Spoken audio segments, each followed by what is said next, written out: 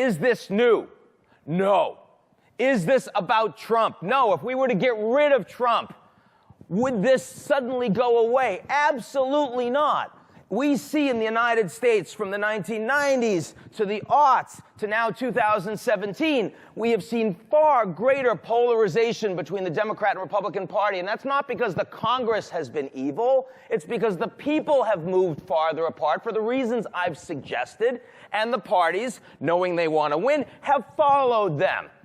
And this did not just happen in the United States. It happened in the UK first with the Brexit vote.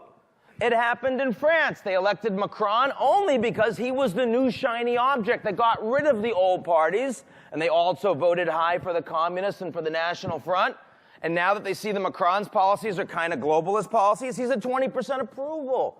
How about Italy with the Lega and with the five-star movement? This is happening across the developed world. In fact, there's only one country in the advanced industrial democracies that is not experiencing this problem. If you're happy and you know it, raise your hands. It's Japan. And we never talk about Japan, right? Because it's stagnant, it doesn't grow, who really cares, right?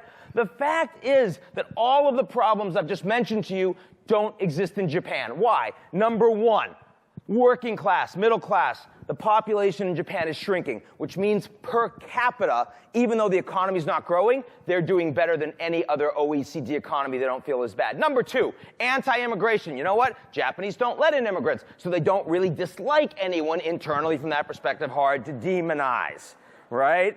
Number three, the military. The Japanese are constitutionally forbidden for sending their military outside of their country to fight. When they sent a couple hundred in Iraq, they said, find a place where nobody's fighting.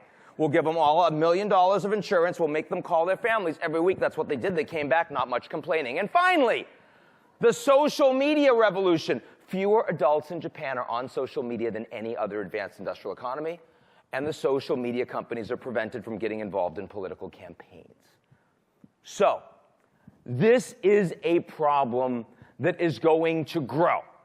Now, the good news is that it's not a crisis, which means there's bad news.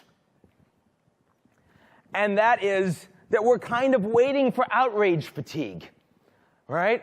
We did that after 2008, the financial crisis. We had Occupy Wall Street. We said if we ignore it, it'll go away. Occupy Wall Street went away, but those people did not go away. They're disenfranchised, they're disgruntled, and they're increasingly saying, we're going to vote that way. Now, I actually am optimistic about this. Number one, because as it eventually becomes a crisis, that's when we'll be pushed to start taking action.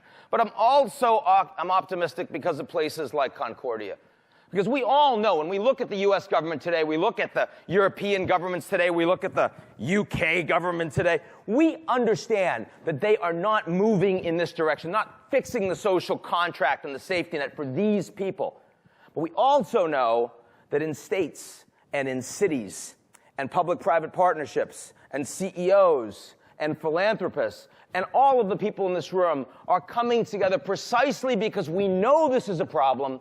We understand it's getting worse, and we're not going to stop trying to experiment with solutions until we think we have some that actually work at scale. So that's what I wanted to share with you today. I hope you found this worthwhile. I really thank you for coming out. No more slides for my next presentation. See you guys later. Thank you.